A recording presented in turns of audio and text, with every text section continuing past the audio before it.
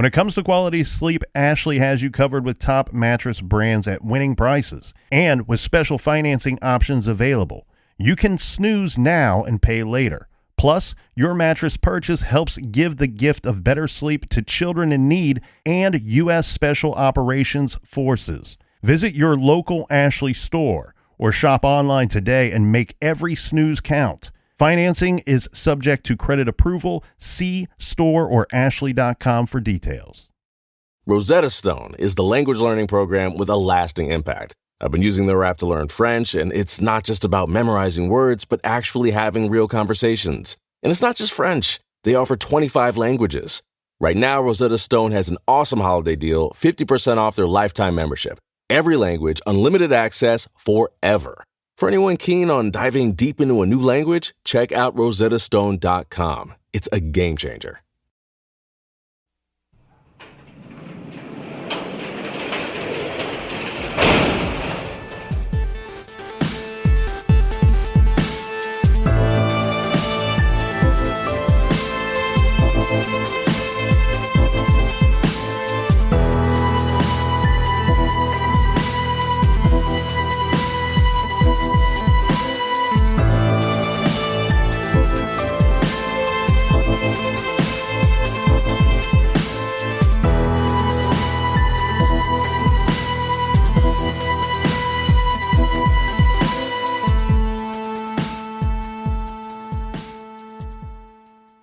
Welcome to True Crime Garage. Wherever you are, whatever you are doing, thanks for listening. I'm your host, Nick, and with me as always, ladies and gentlemen, the star of the new movie Sharknado 5. He is the captain. Thank you. It's good to be seen, and it's good to see you. Thanks for telling a friend. Thanks for sharing on social media. Much love to you.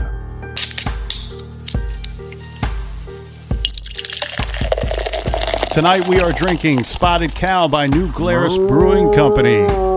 Garage grade 4 out of 5 bottle caps. This is a Wisconsin farmhouse ale brewed with flaked barley and the finest Wisconsin hops. Delicious. And Spotted Cow was brought to us by these generous souls. First up, we have Brooke all the way in New South Wales, Australia. Good day. In South Australia, we have Andrew. Nice jib. And we also have Andreas in Stockholm, Sweden. Let's keep the garage ship overseas for a minute and say hi to Aurora in Shanghai, China. Like your jib. Next, we have Lindsay in Warnersville, Pennsylvania. Also, we say hi to Tammy in Bethlehem, Georgia, and Stevie from Utah. Little town of Bethlehem. And last but not least, somewhere in the beautiful town of Parts Unknown, we have Jennifer. Hey, Jennifer, your HOA fees are due. Pay up. We want to say thank you to everybody for pitching into this week's beer fund. And if you want to kick it up for next week, thanks for pitching a tent. Go to True Crime Garage and click on the donate button. And everybody, be patient. We're a little behind on the beer funds. Much love to you. And here in beautiful Parts Unknown, we just opened up the first ever delivery canoe and kayak shop. And if you want to get your douche canoe shirt, we have them available at truecrimegarage.com in the store page.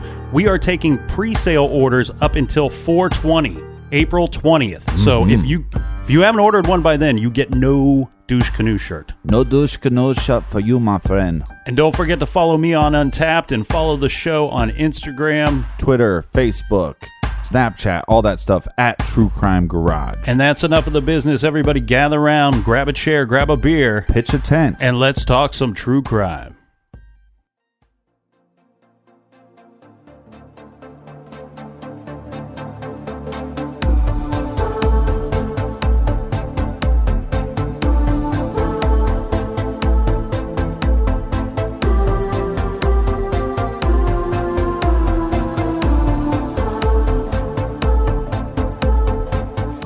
Police are working extended shifts around the clock trying to find Cheryl Levitt, her daughter Suzanne Streeter, and Suzanne's best friend Stacy McCall.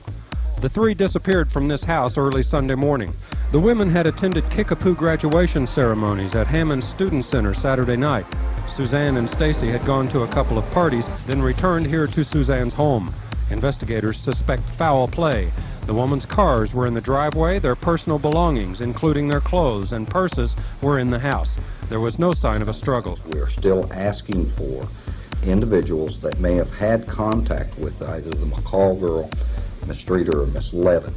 to make contact with our department so we can narrow down the time frames that we're working with as to physically when was the last time they were seen and known to be safe. The FBI is treating the disappearance as a possible kidnapping. One FBI agent has been assigned to work with local police. More than 30 Springfield officers have been assigned to the case. The Springfield Police Department has committed all manpower available to the investigation of the disappearance of these three ladies.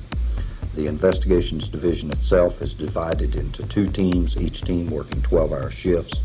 In addition to that, the department's crisis action team has been assigned to this case, along with additional supplemental support out of the uniform division. Glenn says police will continue to work around the clock until all leads have been exhausted. Dennis Graves, KY3 Action News.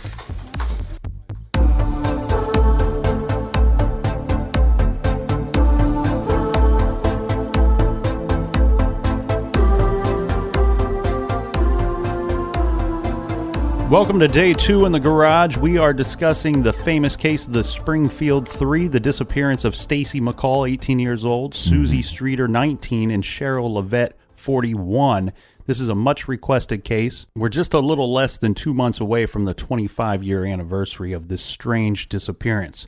Where we left off yesterday, we started getting into some horrible people that could be considered suspects in this case. When discussing leads in this case, we talked about Bart Streeter as a possible lead, the brother. That went nowhere. We also discussed the boyfriend, Dustin, and his friends, Right. Who had some involvement there, but not a whole lot going on. They are still considered suspects to this day. And we talked about a really bad dude named Stephen Eugene Garrison. And he kind of falls in line with whom we're going to talk about today. We have a few people, and these are all considered very bad people that were in the area at the time of the disappearance of the Springfield Three. Right. So first up today, let's talk about a guy named Gerald Carnahan. A St. Louis County jury convicted Gerald of first-degree murder and forcible rape for the death of Jackie Johns, who was 25. This was 25 years after the fact. I believe he was convicted in 2010, so it took quite a bit of time. But Gerald Carnahan is now safe from all of us. He's stuck in prison. He was 52 years old when he was convicted, so he'll probably spend the rest of his life in a cell, thank God. Right, so Jerry Dingleberry is in prison. Yes, so Carnahan, by the time he was arrested and convicted, he was a family man. He and his wife had 2 daughters. His family has told reporters that his wife had no idea when she married him that he was suspected of these horrible crimes way back in 1985. After the verdict was read, bailiffs put handcuffs on Carnahan. His defense attorney asked that he be allowed to talk to his family one last time.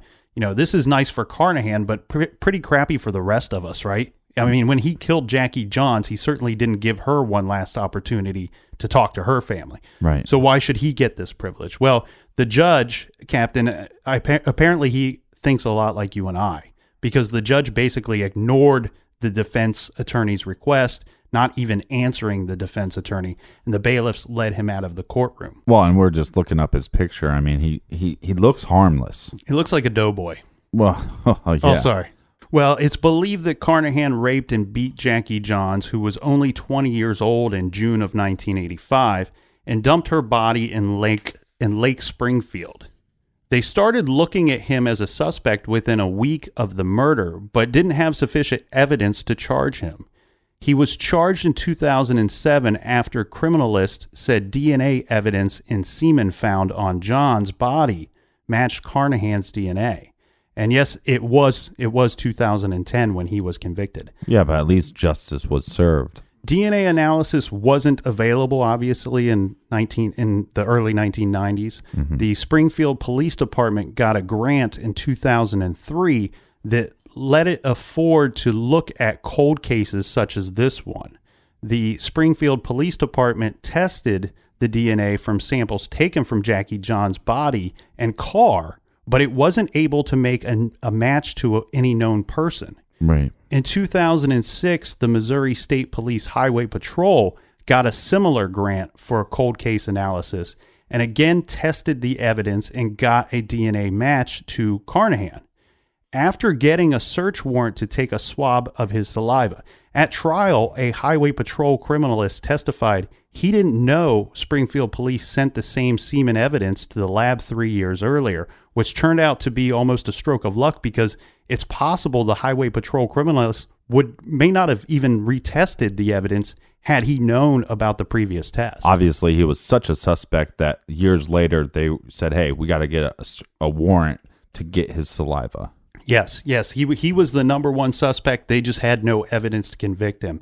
Now, and I bet Jerry Dingleberry was a sweaty doughboy when that was going down. Well, Janice Johns Walker, 59, this is Jackie John's oldest sister, talked about the impact of the murder on her family.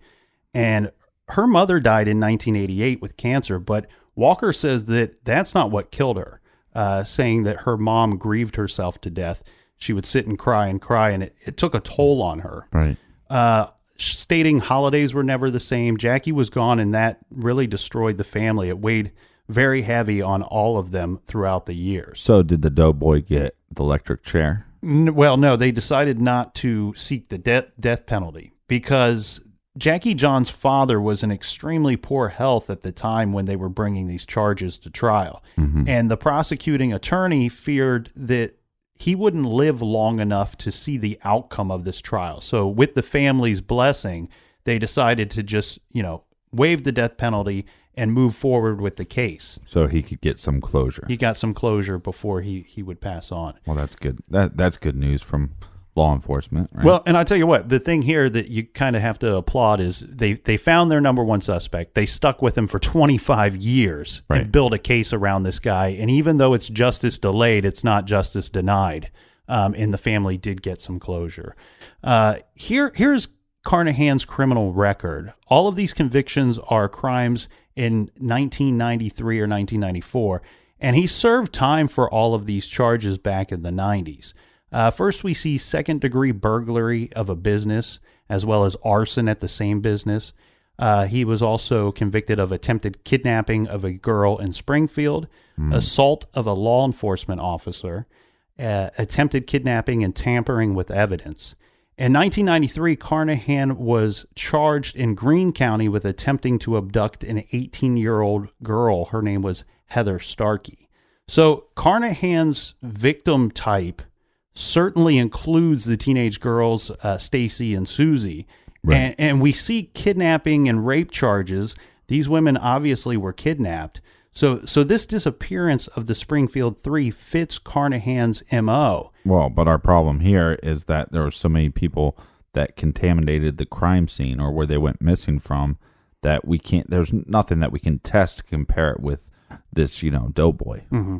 And we know that he was living in the Springfield area at the time. He was living there at the time of the disappearance, but really other than that, his MO and his proximity to the crime, being a rapist and a killer, we really have nothing else on Gerald Carnahan. But we know he was a free man at the time, and he is certainly capable of these terrible things. Mm-hmm. Next, let's talk about Larry Dwayne Hall. Now, Larry Dwayne Hall, he is a twin. He has a brother, Gary Hall. Mm-hmm. And nothing wrong with twins. And the two of them lived in the Missouri area.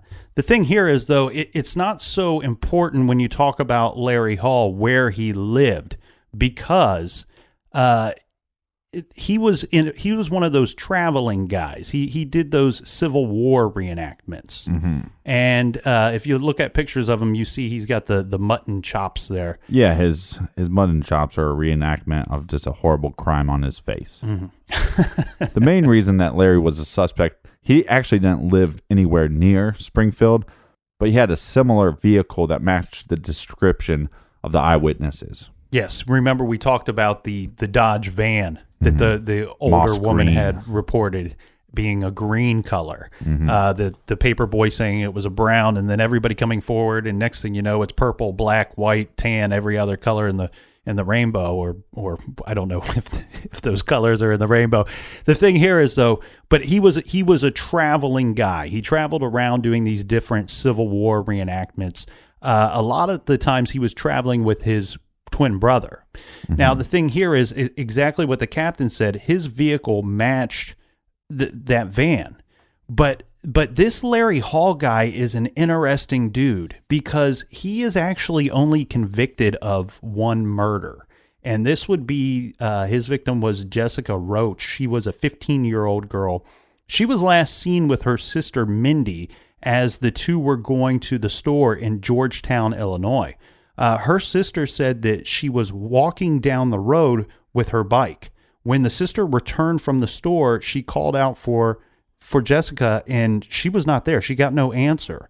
And a bus driver that was passing by, he actually saw the bike lying in the middle of the road, which he thought was extremely odd because, first he probably thought somebody could have been hit. But the thing here is police end up talking to Larry Hall about this. Mm-hmm. And it's several years after the fact, but they suspected Hall in many other possible abductions, disappearances, and murders, but didn't have a whole lot of evidence other than being able to place him somewhere near the crime scenes. And so when they talked to Hall about this situation, they showed him a picture of Jessica Roach. Mm-hmm. And as soon as they showed, he's one of these, Captain, I hate to kind of go off on the side thing here, but he's a really try to just stick to the story, man. I don't really like going off on tangents. He's a really rare breed for me. Like when I've seen interviews and stuff with him, he comes off like extremely emotional, almost like even almost maybe a little remorseful. And we don't typically see this with people that we throw into this group of having, they suspect that Hall may have killed as many as 30 or 40 people. Yeah. And the thing here is when they show the picture of Jessica Roach to Hall, he like immediately turns away and he just starts not just crying, he's bawling like a baby. And the thing is, he immediately admits to killing her. Wow. And then on top of that, he, in this emotional state, they kind of broke through the shell when they showed him the picture. They get him talking, and in this emotional state, he starts like confessing to other things. He's like, yeah, I killed her and I killed, all these other girls too. But then they hit a wall with him in this interview, and they can't get any more information about these other girls. He doesn't name them. He doesn't give them places, really nothing to go off of. It seemed to me like he really needed to kind of get this off of his chest somehow. Well, I'm one of the few people that don't actually believe that most serial killers remember everything of their victims, where a lot of people say most serial killers can bring up every detail of every killing. Yeah. Or the majority of them. I don't believe that's the case for even as much as 50% of them. I go back and forth on that, but with a person as far as Larry Hall goes, I could see that maybe he doesn't recall the names because some of these people, he may not have known their names. Right. A lot of these people, he didn't really stalk. He kind of just would see somebody walking down the street and pull them off of the road. Yeah. And pull them into his van. Which this always frustrates the shit out of me because in so many cases, like you take like even Mara Murray, for example, like the opportunist killer, we see it time and time again. It is very rare. Guys. It is very rare. But yes, we do see this. It's not that rare. I mean, we're talking about Larry right now. Ted Bundy was one. Right. No. But I mean, as far as a percentage goes, as far as serial killers go, a lot of them are opportunist killers. Okay. But when you compare it to how many regular people are walking around on the planet, there's not that many of them. Mm-hmm. And what they mean by it being rare is that your chances of you being in a vulnerable state when you happen to cross paths with that person, it's mathematically not likely to happen to most of us. Right, but we know that Larry confessed to one crime, but the other crimes that he confessed to, there was no names or dates or places. So is he just a one-and-done type killer? Or, I mean, is this all just kind of horse malarkey? Well, here's the thing. When reviewing, some people have gotten together and they've put together a potential victim list for Larry Hall. Now, I think the numbers could be exaggerated a little bit because when you look into these, when you look at all 40 of them, there were several of these cases, let's say 5 or 6 of them, maybe as many as 9 or 10, that you have other suspects in these cases. Right. The problem with a lot of these cases that are listed in this 40 is some of these people have never been found, which makes things extremely difficult.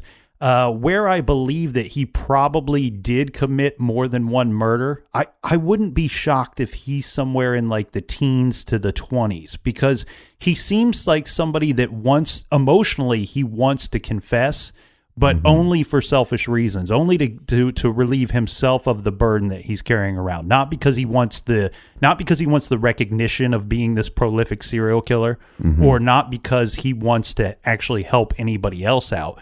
But he would give vague details of stuff that he probably could recall. There was one situation regarding a disappearance in 1991 where he says, when talking to investigators, he admitted to picking up a woman in Claremont, which is on the west side of Indianapolis. And he states that, I don't know her name. I never knew her name. All I remember is that she didn't want to go with me and she had to be forced. Now, he doesn't say that he killed her or what he did with her, but then they do know that a girl named Georgia Shreve, 37, she was last seen in that area almost at that exact time. So it's a bit of a coincidence, right, Captain? Yeah, my big question though here is that Larry's claiming that he's traveling around with his twin brother Gary. First of all, twin brother Gary, Larry and Gary. Hey, hello, don't do that. Don't name your kids Larry and Gary, not when they're twins. It's not acceptable. Well, and I think I know what you're getting at here, Captain. You're implying that maybe the two of them were guilty together in some of these crimes. Right. They most certainly did travel a lot together, driving all over the United States. If you look at the crimes that they think that Larry might have committed, you basically could chop the United States in half right down the middle, and everything on the east side. He's about in every other state with a potential victim. I do know that Gary didn't attend all of these events with Larry, so it might be possible that this was something that he did on his own. But you did touch on something interesting there, because that it's stated, and you and I both kind of hate this when they bring this up, but Larry is stated to have a pretty low IQ. Yeah. And I think they put his number around 80. And I do want to, my caveat to everybody out there, there's different IQ tests out there. So different scores mean different things on those tests. Right. But what I've seen reported is 80. Now, do we know that is right? Who knows? But I'm about 65. I wonder, it's been put out there that is it possible that somebody had to teach this to Larry? Maybe when he was younger, maybe he was a part of an abduction where somebody else was involved and perpetrated the abduction at a young age. And this was something that he took a liking to. I have heard there's an author that wrote a book on him I believe it's called Urges. And the author refers to Larry Hall as like a savant, where he's pretty, kind of dumb at everything else, but this might be something that he's worked on and perfected over the years. Well, almost as like a autism or... Well, a savant, where you're just kind of good at one or two things, and, he apparently is good at, if he is guilty of 30 or 40 people, he's very good at abducting and disposing of people without getting caught. If your mutton chops aren't legit, then you're a piece of shit. Well, and I also want to lay to rest things that, so just so people are clear that he's not a one and done killer, that there is some validity here to that he could have been involved in other cases. We have that of Tracy Rietler. She was 19 years old. This took place in 1993. She was a freshman at Wesleyan University in Marion, Indiana. Now, she was last seen around 8 p.m. one night traveling to the supermarket, and she had not been seen again. Now, this was a murder that not only Hall confessed to, but later recanted the confession. To add more evidence to the possibility of that, just about 8 or 9 days later, in that same neighborhood, he was pulled over because he was harassing 2 female students that were walking home. And they were scared because this other girl had already gone missing. They report the situation to a security guard. The security guard tracks down this van and pulls him over. And sure enough, it's Larry Hall driving the van. Right. The pea green Well, here's another situation here, Captain.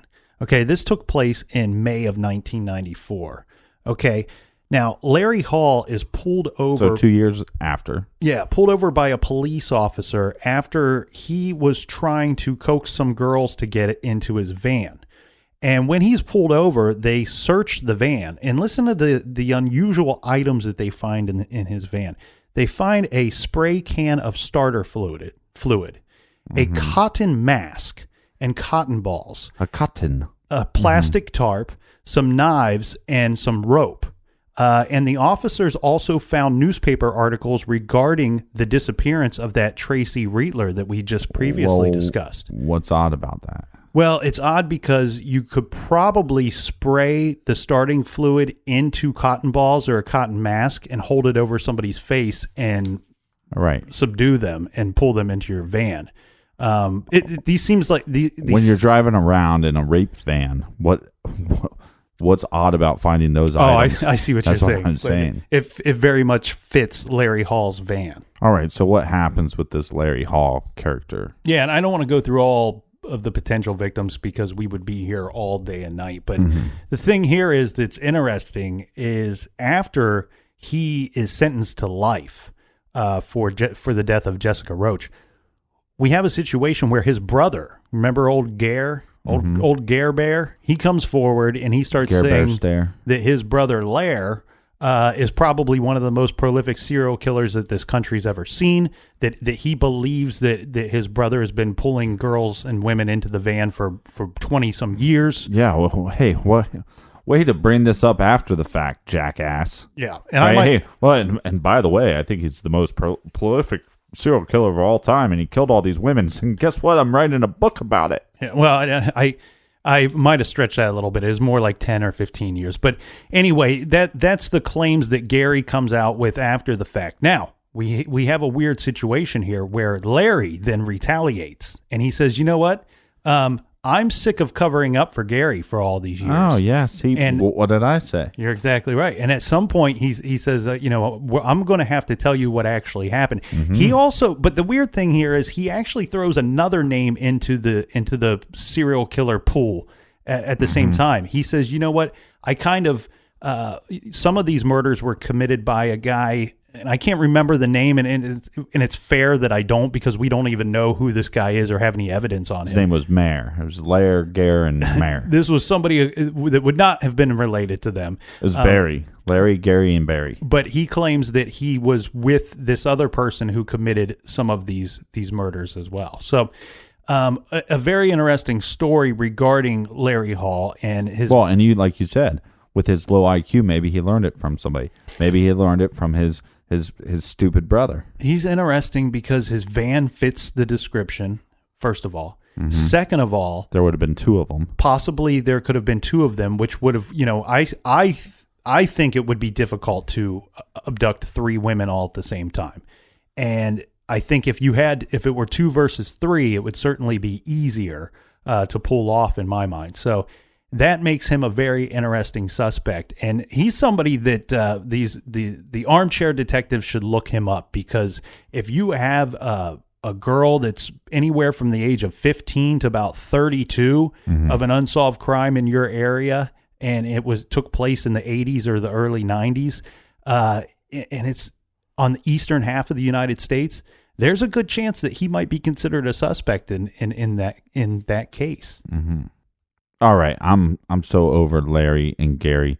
Why don't you go paddle your canoe down the river, and we'll get back to this case right after this quick beer break.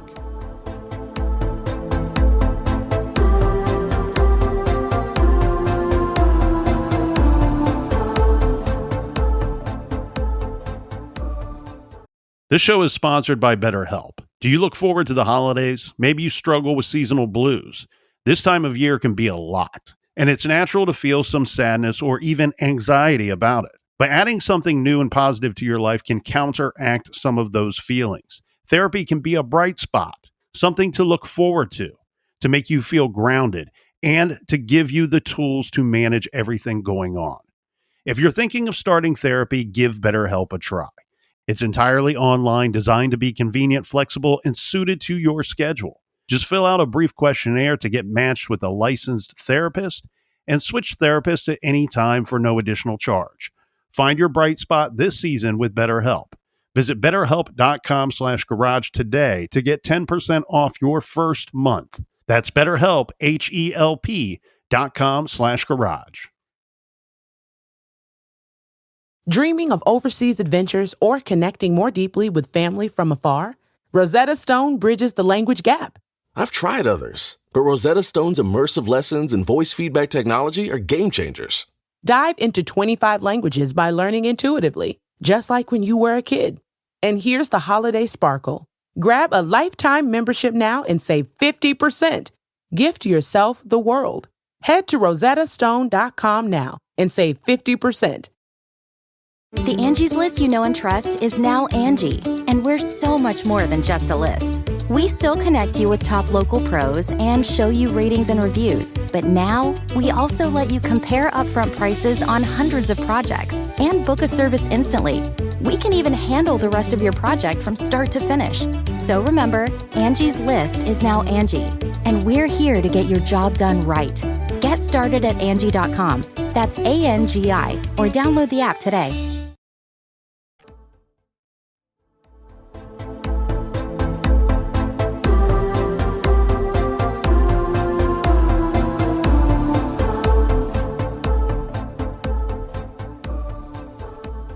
All right, and we are back. Cheers, everybody. Probably the most interesting, or maybe let's say someone who looks like a more likely suspect than some of the other creeps that we have been discussing, is a guy by the name of Robert Craig Cox. Now, because of the relentless persistence by Janice, remember that's Stacy McCall's mother, another major and promising break in the case occurred. A tipster from the state of Florida called in after seeing the case on the national news and giving the authorities the name Robert Craig Cox, adding him to the list of suspects. As it turns out, the caller was the brother of Sharon Zellers, a 19-year-old teenager allegedly murdered in 1978 by Robert Cox. Yeah, and Shannon was on her way home from working at Disneyland or Disney World? Disney World. And she was abducted. Yes, at the time, Robert was in the vicinity celebrating his recent graduation from basic training to become an Army Ranger. Robert Cox was staying with his parents at a hotel nearby. It was quite late that night, and Robert headed out on his own while his parents were wanting to get some rest. Sometime later, Robert returned to the room covered in blood. His parents rushed him to a hospital. The blood was coming from Robert's tongue, which was partially bitten off. He told the staff that he bit off his own tongue, yet the medical examiners concluded that it's an improbability due to the direction of how Robert's tongue was taken off. 2 days later, police located the body of Sharon Zellers, who was reported missing after not returning back home after work. Her body was only about 100 feet from the hotel Robert and his family were staying in. Sharon's body was stuffed into a manhole at a sewage pumping station. The coroner ruled that she had been beaten on the head about 14 times with a blunt object. Because of the strange story of Robert Craig Cox about his tongue and the connection of him staying so close to where the body was found, the police interviewed him.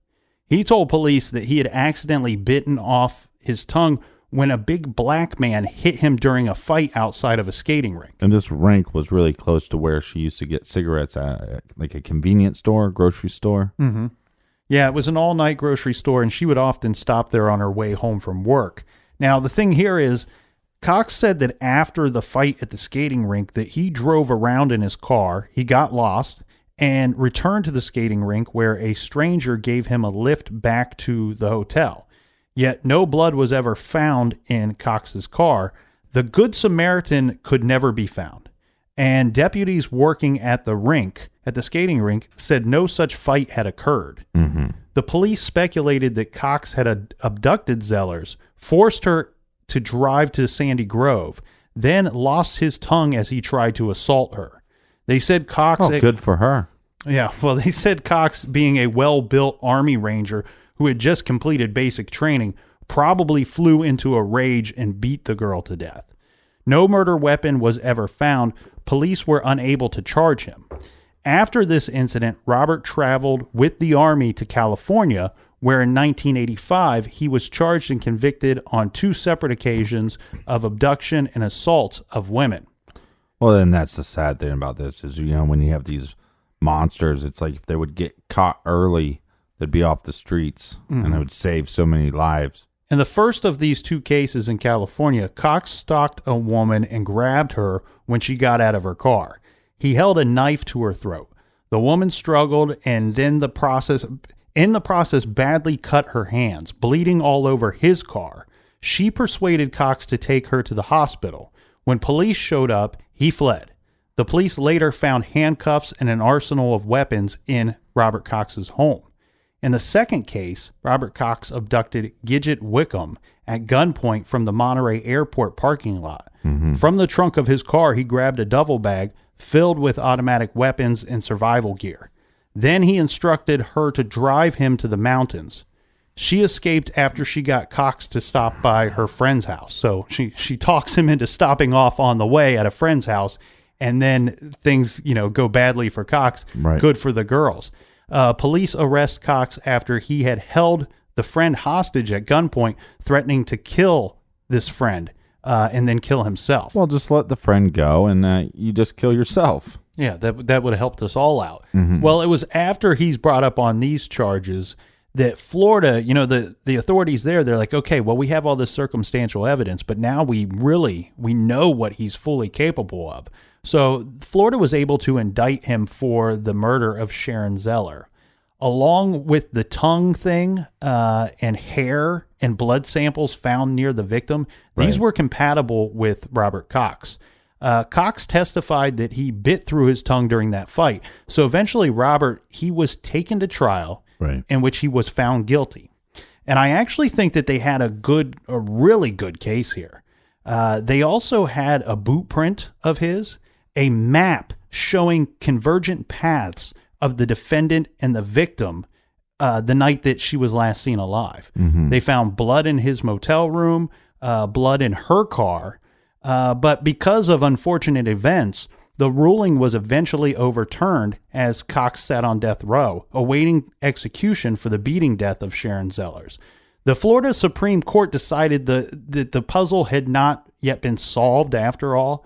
They claimed that the jurors were mistaken, and the 7 justices ruled that on Cox's automatic appeal that there was not enough evidence to actually convict him of this. Right. So they reversed the conviction. Yeah, how much more do you need? A picture of him doing it, a video of him doing it? Yeah. I mean, you have he's blood. He's missing part of his tongue. You have blood and hair evidence. You have a boot print. You have a map showing that he was, taking a route that she would have been on. So after this was overturned, some of the jurors came forward that had originally convicted Cox, and one of them stated, Robert Cox is a killer. Robert Cox killed Sharon Zellers.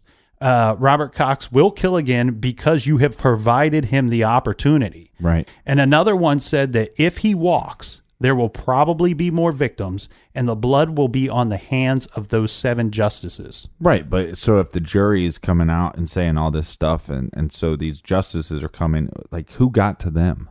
Who got to the justices? Right, somebody had to get to them, right? Yeah, I don't know. I don't know how this whole thing went down. It really makes no sense to me. Like I said, well, maybe he has like a father of power or something. Well, like I said, I thought they had a really good case there. He did end up serving some time, because he was waiting there on death row during the process of his appeals. Right. But what happens is after they overturn the case, they then have to send him back to California to serve time for those crimes that he committed before he went to Florida. And he went back to Florida, sorry. Right. One of the things that was pretty interesting to read was how he wasn't that popular with the inmates because he had that, just the piece of the tongue missing. Mm-hmm. Yeah. And afterwards, Robert Cox is released and moved in 1992 where his parents were living, which was Springfield, Missouri. Mm-hmm. This is just months prior to the disappearances of the 3 women. The Zeller family, still mourning the loss of their daughter and the release of Robert, they were keeping tabs on any news relating to him. Right. And that's why they reached out to Stacy McCall's mother years later after this hit the national news. Now, while living in Springfield, Robert had a few jobs. During his time in the area, he was employed as an underground utility worker on the south central side of town. Mm-hmm. This is an occupation that many believe could help him con his way into an unsuspecting person's home, right, potentially kidnapping them. He was also a mechanic at a used car lot. And the interesting thing here, Captain, is this is where Stacy McCall's father was working. The McCall family believes that it is quite possible that Robert Cox would have seen Stacy when she visited her father at his job. Robert was interviewed and he was questioned by police, and he had an alibi for the night that the Springfield Three went missing. What was his alibi? His girlfriend confirmed that he was with her that entire evening and night, and that they had attended Sunday morning church services the following morning. Sounds like a bunch of... Well, here's the thing here. Yeah. 3 years later, in 1995, Robert was arrested in Texas for holding an armed weapon to a 12-year-old girl. Since then, he's been serving a life sentence for aggravated robbery in the state of Texas. Now, later, Robert's girlfriend, back from 1992, now his ex, spoke to the Springfield Police Department, and she recanted her entire statement about his alibi. She's stating that Robert had threatened her and told her what to say if they came forward and questioned her. Of course. Right. And then, she also claimed that he wasn't, that good in bed because of the half-tongue thing. Oh, wow. The thing here is, though, police have stated more than once that Robert Cox should be the prime suspect in the case of the Springfield Three. Yeah, definitely. Now, in an interview with Springfield Police, Robert said, I can tell you that I know that the three women are dead, and the person who committed the crime had experience, and that they are buried somewhere close to Springfield. Well, here's what we do know. We know that he's capable of it. 100%. We know that he was 100. We know that he was in the area. Yep. Right? And we know that he's lying about the alibi. So You're creating an alibi. Anytime you create an alibi, I don't like that. Yeah, and the weird thing here is that after the girlfriend states that, she says, he threatened me and I had to say this. Well, then very quickly, his parents rush to his defense and say, no, he was with us that night. Right. So this guy's got an answer for everything. But I can't believe either alibi when we see the first one very quickly fall through, and then the parents rush to his defense. Where were the parents if they are correct about their dates? I do believe he stayed with them from time to time, but I don't believe that they're correct about their dates, because where were they when he was originally questioned about this? Now, regarding here, hold on a second, because hear me out. If you're a parent, listen to this. The captain's going to give you a little parenting advice. If your son... Don't you tell me how to raise my kid. Yeah. No, hear me out. This is good advice. Here it is. If your son or your daughter is a piece of shit douche canoe, right? Right. T-shirts for sale on the website. Shameful. If that is the case, and they murder somebody, and there's enough evidence to lock their bastard ass up in jail for a long time, and then a couple stupid white guys, I'm betting they're white. I thought you were talking about us. Well, we are stupid and white. But if they let you go, as the parent, I understand that you don't want to have a murdering kid. I understand that you don't want a piece of shit douche canoe kid, but you don't take him back. You're exactly right. You go, stay the hell away from me. Yeah. I don't know what happened. Yeah, and I don't want you living in my house either, or furthermore, down the block from me. I mean, the murder, the thing is, you think your kids are good people. Most people think their kids are good people. Yeah, until you're on trial for murder. But the murder does get overturned. However, we still have those 2 cases in California. This guy's guilty of something. We know that. And the thing is, son or no son, I'm a live and let live person, and I try to give people second chances, and I try to be forgiving of those around me when they make mistakes. Mm-hmm. The problem here is I don't want this animal living with me. I don't want anything to do with this guy. And furthermore, I'm not going to lie for you to keep your ass out of prison. Yeah, and when your son talks like that because he only has half of a tongue, the guy is guilty, okay? That poor girl was beat to death, and in the process, she took half of his tongue. Well, right, okay. Sorry, but regarding the statement that he gave to police about stating that he knew that the 3 women were dead, that he believed that the person that committed the crime had experience, and that they were buried somewhere close to Springfield. Those are all very kind of vague statements and very cocky statements, in my opinion. The police did take these statements, of course, very seriously and still do. But also they have reservations on the validity due to Robert toying with authorities with numerous lies and his constant attention seeking. Yeah, and he did an interview, he's questioned, and there was an interview, I think the 48 hours or the disappeared or whatever, had a little bit of it. I wanted to see the whole thing.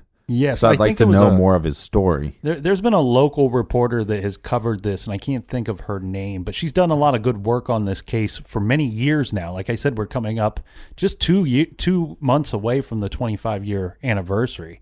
She's done a lot of good work on this case, and I believe it was an interview with her that she conducted, and that's where he stated, I know that they're dead, and I know that they're buried somewhere around Springfield.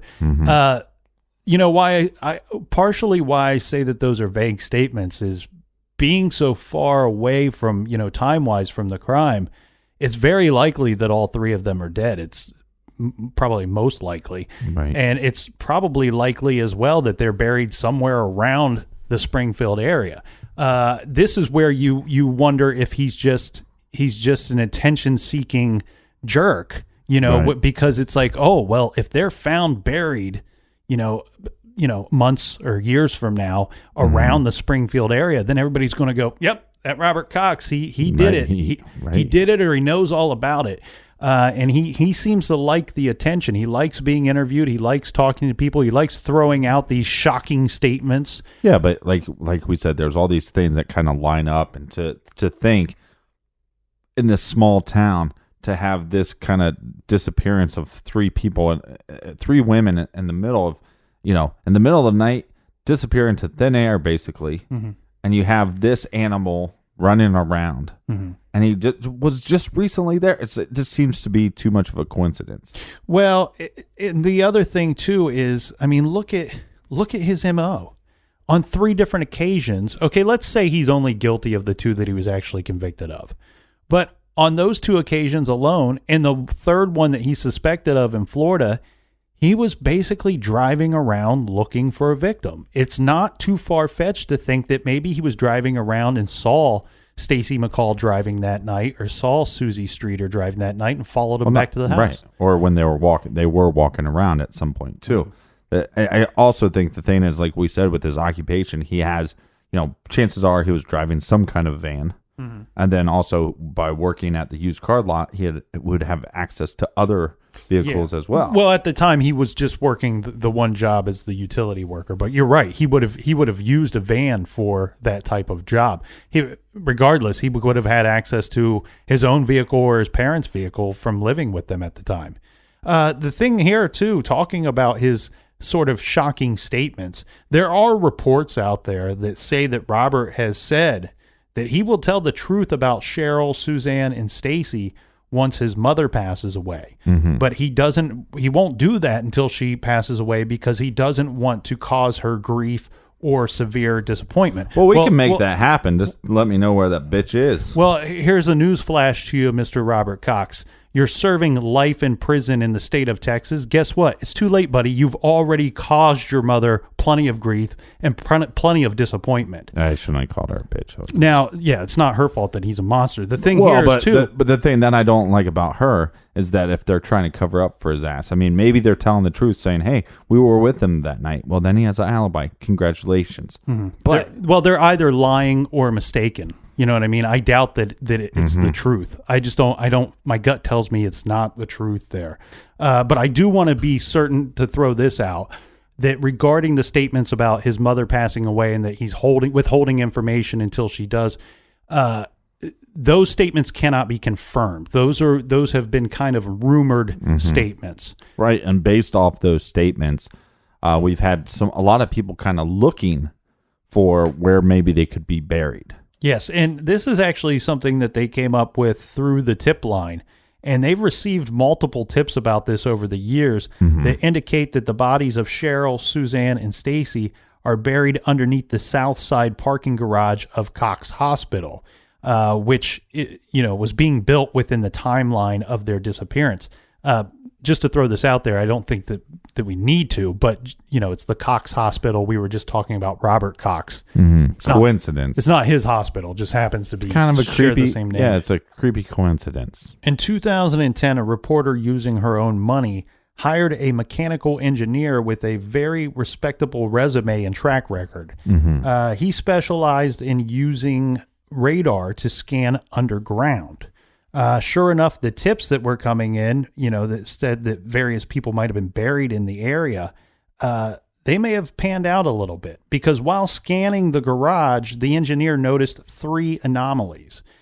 Sadly, though, he couldn't definitively say if they were actually bodies or not, only that they resembled things that he had found in graveyards before when scanning graveyards. Yeah, and they actually took up a petition on this, right? Yeah. Sign a petition. Well, because there's a lot of people in the area that want someone to do the work and go down there and figure out if these are in fact bodies. Now, the police, they are still skeptical, and they are not entirely convinced enough to take samples from the concrete to help further the investigation in this specific area, and would rather not cause destruction to the property of a very busy hospital. Well, it couldn't be that expensive, and I think, look, if you dig it up and you don't find anything, fine, okay? You made a mistake, it cost you a little bit of money, and maybe they could take up a collection for people willing to help pay for that.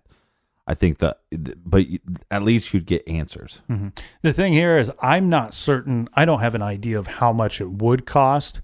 I looked at the scan reports that they put out, and I'm uncertain of how deep these anomalies were.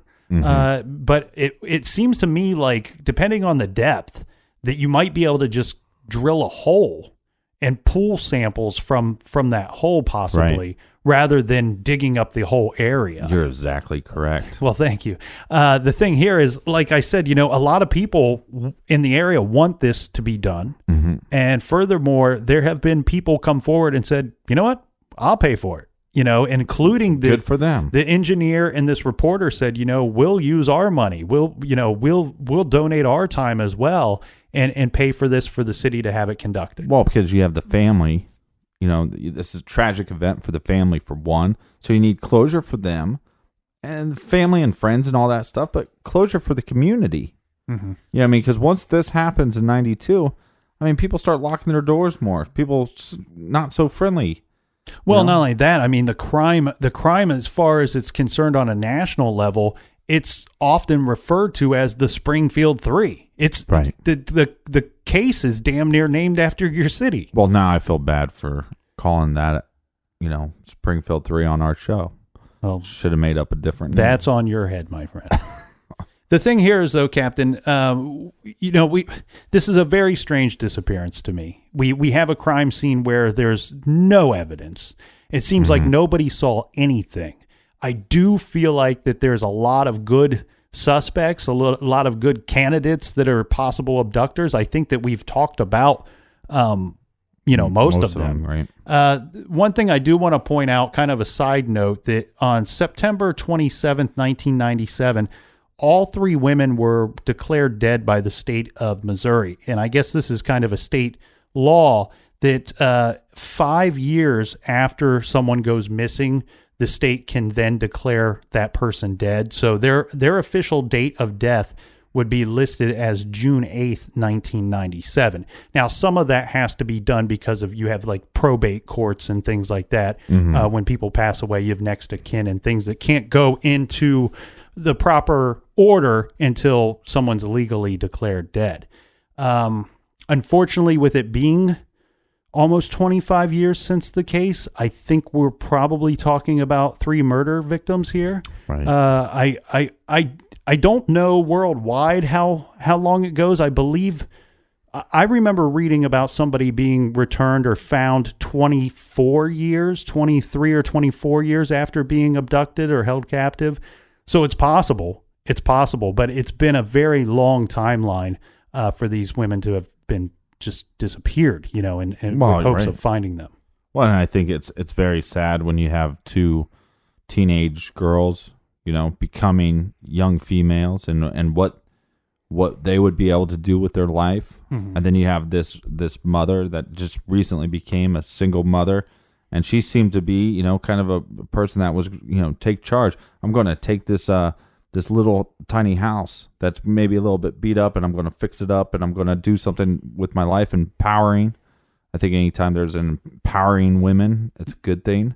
And somebody took that away from us and away from our community. Mm-hmm. So my thoughts here on this case, Captain, my initial thought when I looked at this was it looked to me like somebody that knew either the girls or the mother. Mm-hmm. And I'll tell you why I really thought that, because first of all, we see no signs of a forced entry into the home. It's almost as if somebody knew how to get into the home or was let into the house.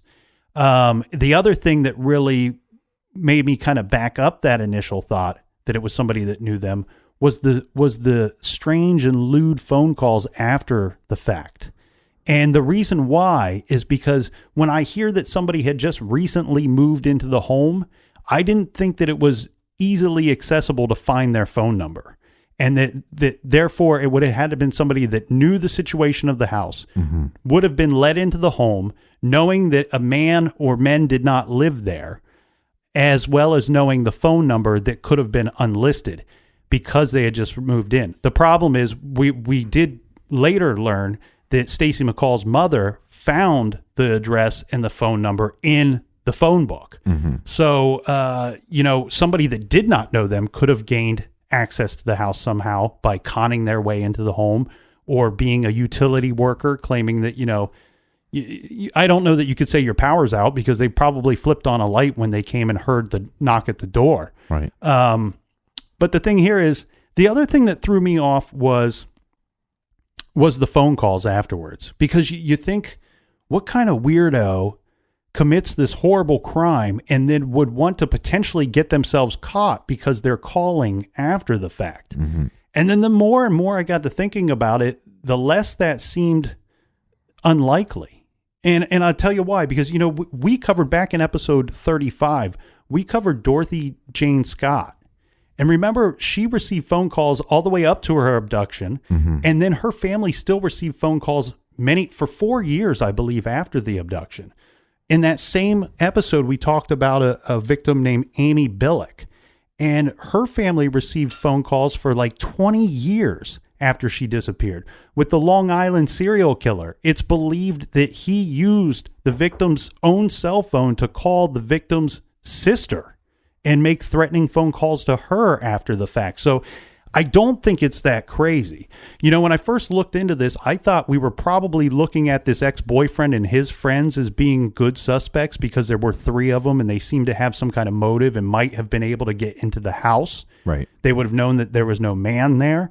The other thing too is I also wondered if it was somebody a little more that didn't have an axe to grind.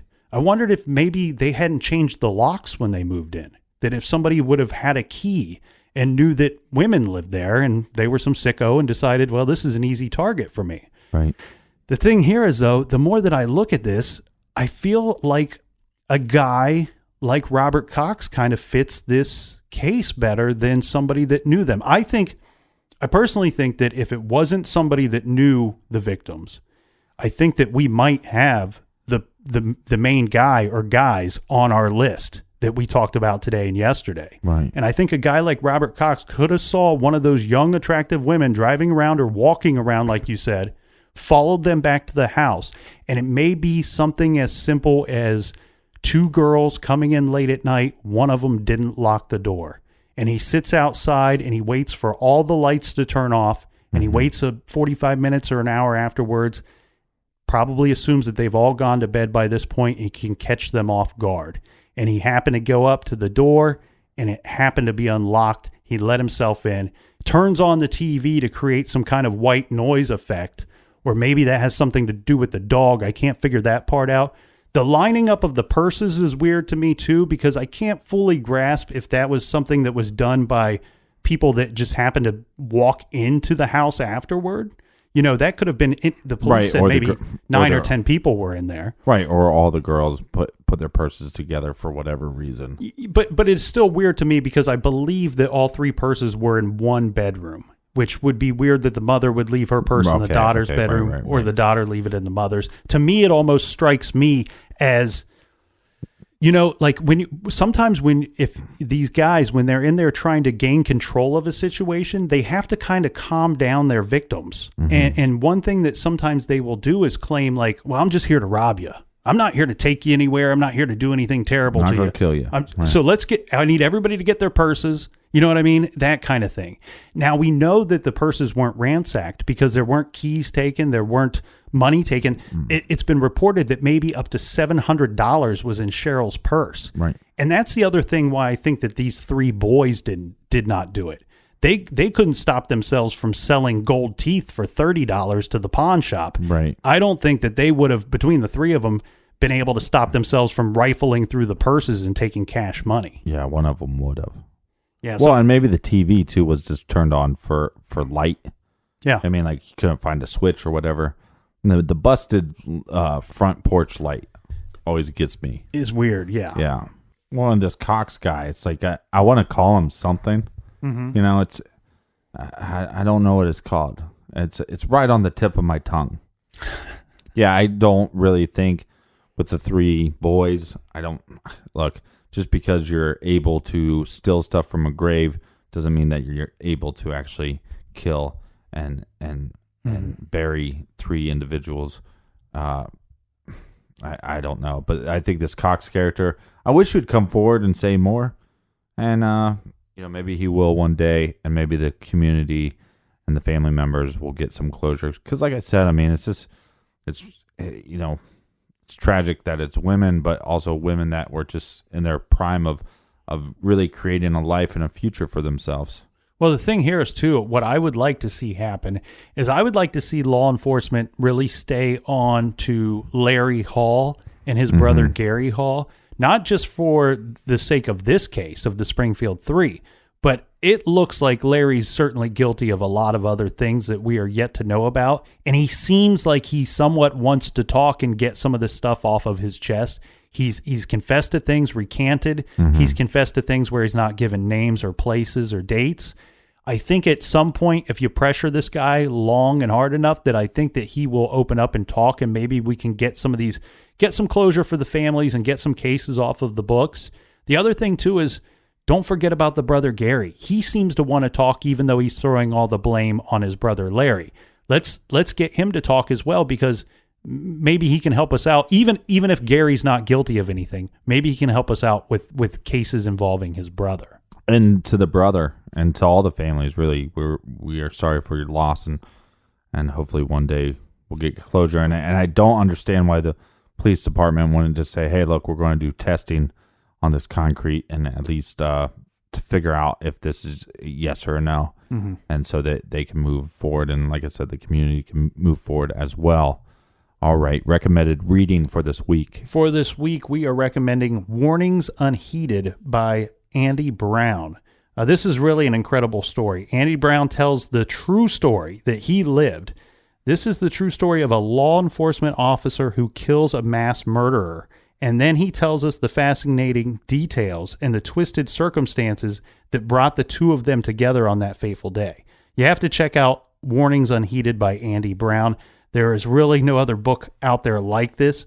It's Warnings Unheeded by Andy Brown, and you can pick that up by going to truecrimegarage.com and click on the recommended page. We have all of our books that we're recommending there, and you can purchase those through the Amazon banner. All right, it's getting hot in the garage. Hot in the hot tub. Thank God it's warming up, though. It's getting hot in the garage, and the captain needs to cut the grass. I'm not cutting the grass this week. You cut the grass. All right, we want to thank everybody for joining us in the garage this week. And until next week, go buy the Douche Canoe shirts and be good. Don't be a douche canoe. and buy Be good. Well, don't be a douche canoe and buy the douche canoe shirt. That's right. And until next time, be good, be kind, don't let it.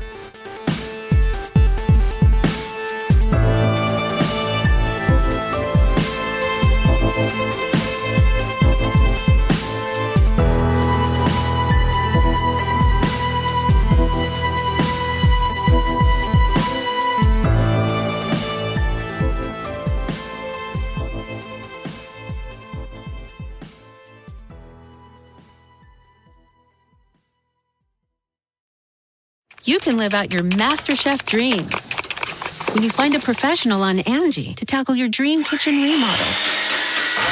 Connect with skilled professionals to get all your home projects done well. Visit Angie.com. You can do this when you Angie that.